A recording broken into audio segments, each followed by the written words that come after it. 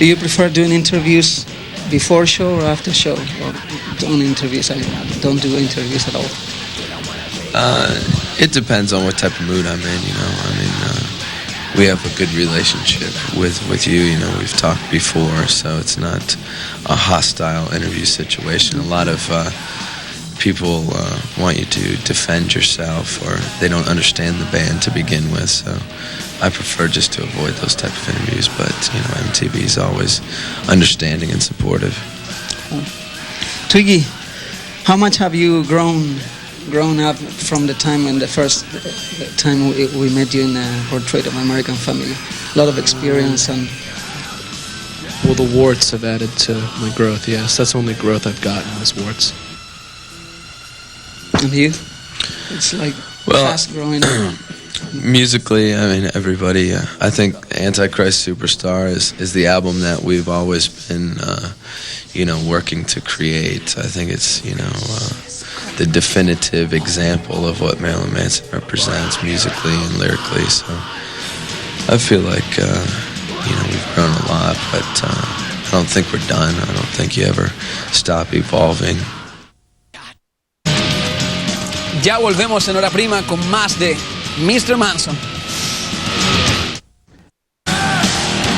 There's a lot of interviews, and I heard that you told something like, maybe we're gonna do 2 more albums and then break up and disappear. It's gonna be better.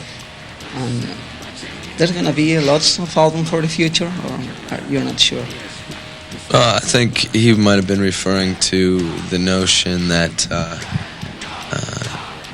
you know, the possibility that Antichrist Superstar could, as a personality itself, overwhelm Marilyn Manson. That it could destroy it, but that's kind of within the concept of the record. It's and in everybody's life, whether or not you let that part of your personality take over. So I think that's what he was, you know, really referring to. But the media kind of twisted that into it being the end of Marilyn Manson. But I think we have a lot of albums in store for everyone.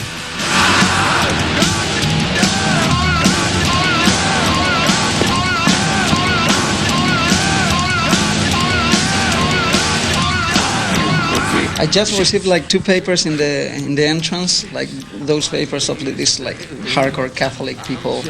And have you ever wondered that you went into Chile, which is one of the most Catholic places in the world, and nobody cared, I guess. Nobody realized about it.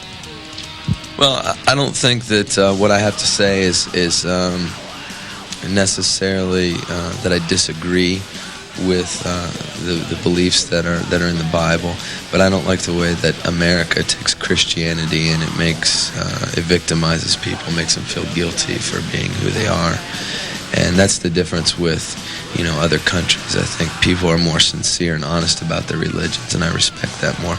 But in America, people use their religion, they wear it like a hat, they put it on when it's convenient for them.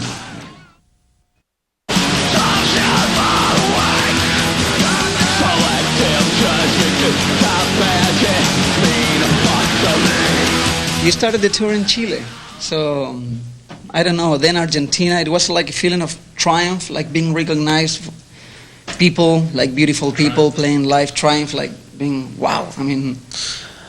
It was, you know, it wasn't what we expected. It was great because the people in South America seem really appreciative and excited about music, maybe more than sometimes Americans do, because I think here people take for granted the power of music, but over there they appreciate it. So, I mean, I think it's a place that we'll always continue to go to because they can appreciate what we have to offer.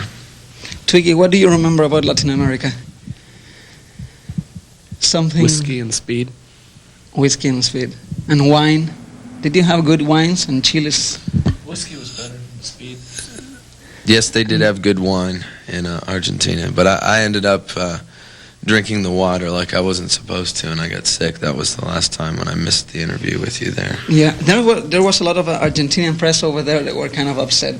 It wasn't me. I paid for my ticket. That was like big stuff. I paid for my ticket and stuff, and like to go over there and said. But the Argentinian press in a way was very upset because it's my opinion, the Argentinian show was better than the Chilean show.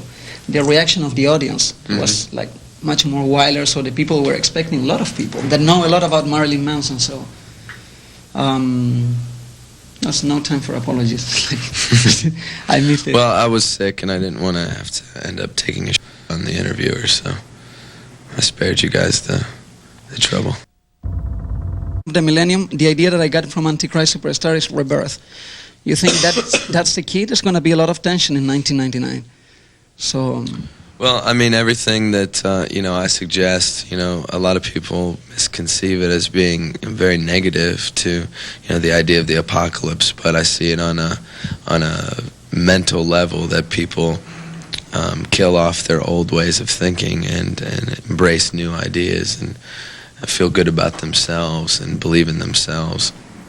So there's a lot of rebirth in what I think with the millennium. It's also interesting. There's just a lot of parallels between what I do and what's been what we've seen in the past and in the future with history. Even the year 2000, the initials for that are MM, and I think that's an important sign for us to pay attention. You're right, MM. And somebody was mentioning that in 1999 it was 999, 666, whatever. How serious can you take this symbolic thing?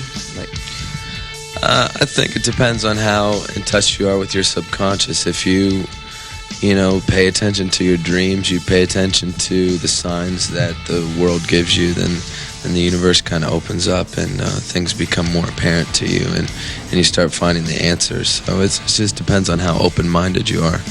It's just like when you're a kid, if you believe in something, whether it's Santa Claus or God or Superman, whatever it's going to be, there's a lot of power in that belief. And when you become an adult, you start to lose that. But, I've tried to hang on to that idea that if you believe in something strong enough, then it is real. Because reality is just what you make it. Bienvenidos a Ski MTV.